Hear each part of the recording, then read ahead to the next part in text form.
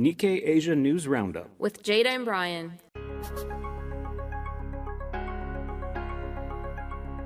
Welcome to the Nikkei Asia News Roundup with your hosts Jada and Brian. bringing you the latest updates and insights on the dynamic world of Asia and more. Now let's delve into the headlines. This program is brought to you by Nikkei.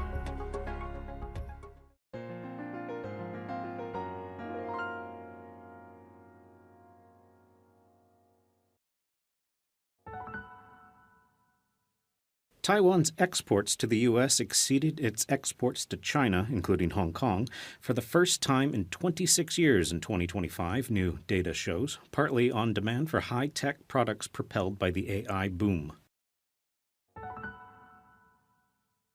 Japanese makers of chocolate treats are seeking ways to overcome tighter supplies for cocoa beans, with Lotte planning to use cocoa from the Ivory Coast in addition to Ghana.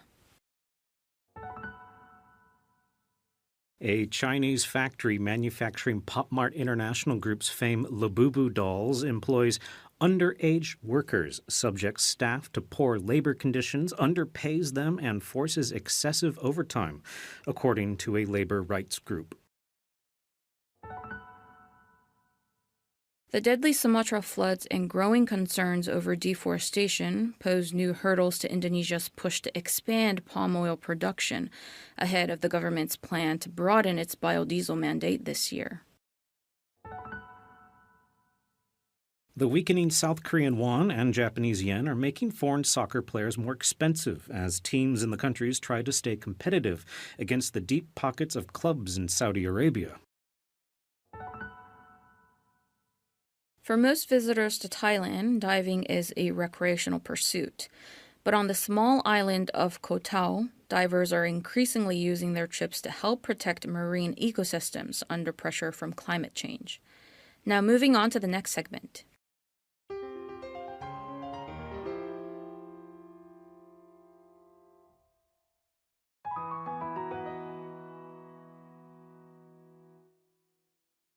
Chinese electric buses receive warm welcome in Southeast Asia. Over the past few years, governments across Southeast Asia have been encouraging the adoption of electric buses as part of a broader decarbonization push. And Chinese EV makers have been quick to seize the opportunity, as increasingly intense competition at home and a slowdown in the domestic market spurs them to look overseas. Globally, Chinese manufacturers dominate electric bus exports, led by Yutong Bus and Xiamen King-Long United Automotive Industry, and the trend is accelerating.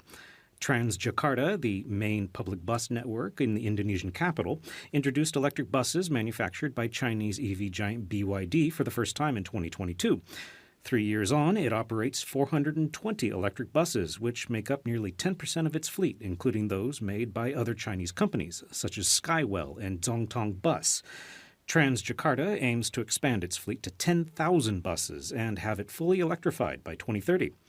In Malaysia, at least 146 electric buses were operational as of October, including 46 built by China's Photon Motor serving the Johor Bahru-Singapore route, and 15 BYD buses deployed on the local bus rapid transit network in the Klang Valley.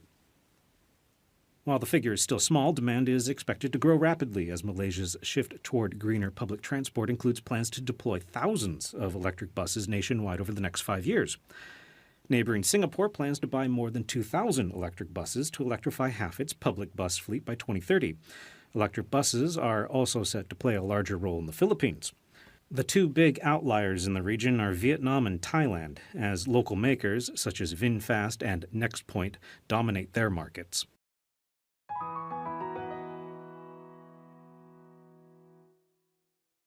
Kaori Muraji brings classical guitar music to the video game world. In November, a female guitarist in a crimson dress performed with a Spanish orchestra at a concert hall in Tokyo. Her unamplified classical guitar harmonized with the sounds of dozens of other musicians, creating a powerful presence. Kaori Muraji, one of Japan's leading classical guitarists, performed several pieces, including her signature Concierto de Aranjuez. Having made her mark on the world of classical guitar by performing film music such as Cavatina from The Deer Hunter and Merry Christmas, Mr. Lawrence, She has now turned her focus onto video game music. In her new album, Eternal Fantasy, released in October, she plays 15 pieces from major video games, including Final Fantasy, Pokemon, The Legend of Zelda, and Silent Hill. Most of these titles have sold in the hundreds of millions globally. Film music plays a significant role in a 2 to 3 hour story, expressing characters' emotions and building narrative tension. In contrast, game music flows constantly during play, like oxygen. Their roles are different, Kaori told Nikkei Asia in an exclusive interview. Classical guitar, which has only 140 years of history, less than half that of the piano, has been evolving with the challenges of its predecessors.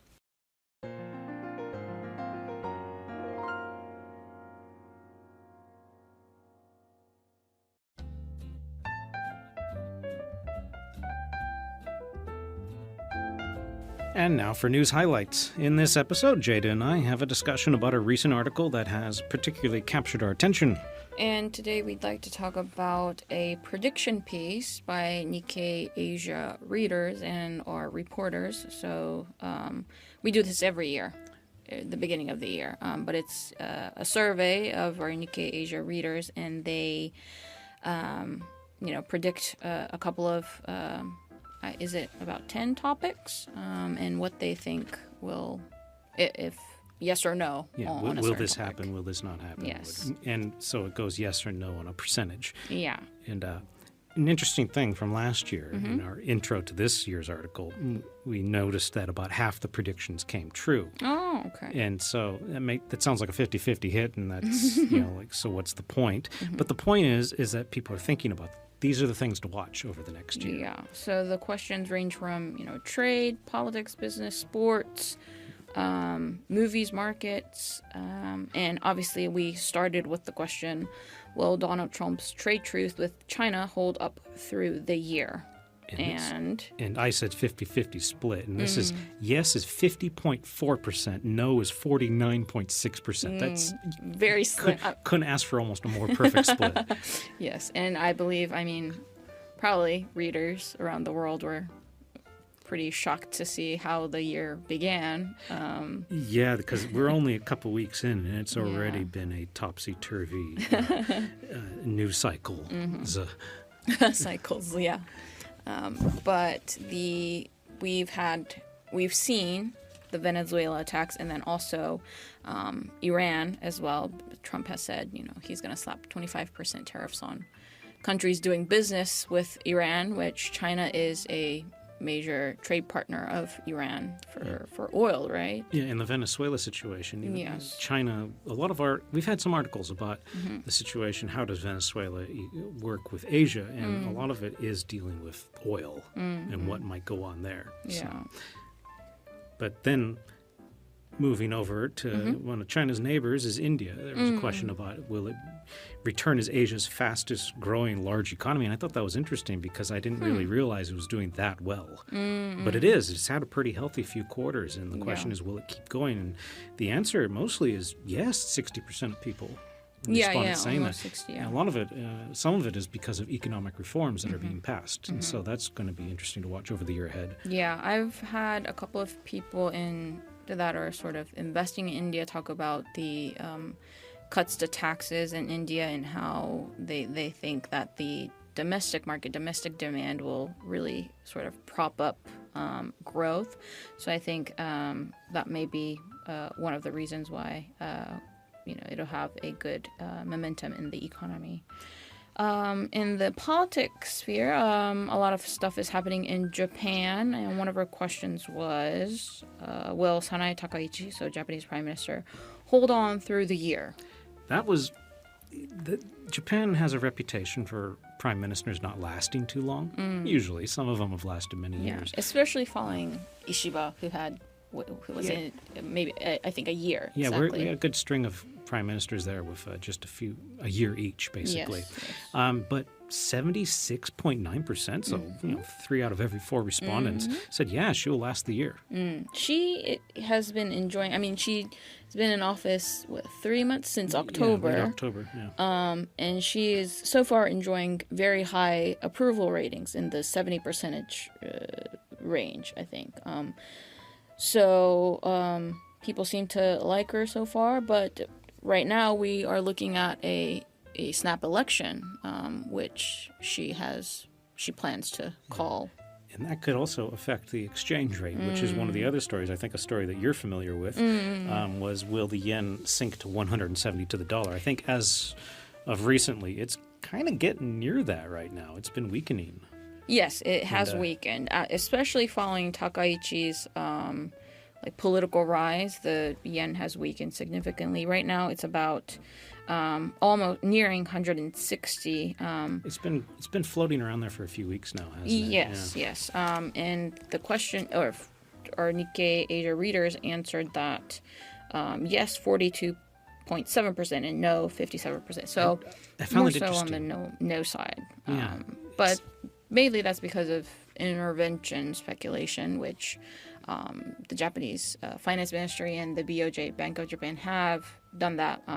So I think, too much weakening, they'll probably intervene and prop up the currency. So. That's what I found interesting, is that so many people said, no, it won't go over that. And that doesn't seem too far away from where it is right now. So what is it? It's intervention. I think that's what the big player is on that. Yeah. That's when Japanese authorities will step in. Another one, maybe. Should we go to the fun one yet, or? I think so. We have two fun ones. There's one about FIFA and the World Cup. Well, yeah, I'm not much of a football or soccer fan, but so what was the question for FIFA? It was which will an Asian team reach the quarterfinals in the World Cup, because there is a World Cup this year. Yes. And more than half said yeah, and I thought, yeah, that sounds about right, because there's some pretty strong Asian teams out there. I wonder which countries they are. That's the fun one, because betting on. I remember 20 years ago when South Korea did incredibly well, and it shocked everybody, and they've been riding that strength since. They haven't done as well, but they've been riding that legacy and doing pretty well ever since. Japan's been doing pretty good too. So it'd be interesting if there's another country that rises up this time. I see. And the other one is also, speaking of Japan. This is the fun one we ended on. Is that there was a movie in 2023, the Super Mario Brothers movie came out. Yes, and I it saw did that, incredibly well. Yeah. It made over $1 billion. It was surprising. And there's a sequel coming out this year, and the question was, will this one do even better? Oh, okay.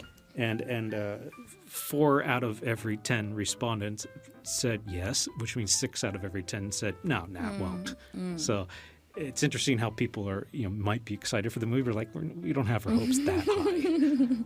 I see. I guess one of the concerns for the movie is apparently the China-Japan spat, right? Japan's already seeing a decline in Chinese tourists to the country, so they're saying that might affect the box office. But this could be a big test of whether Mario crosses borders.